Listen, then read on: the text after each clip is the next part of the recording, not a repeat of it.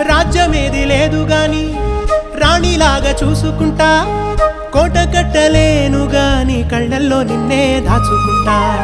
రాత ఎట్లా రాసి ఉన్నా ఆ మార్చి నీతో రాసుకుంటా.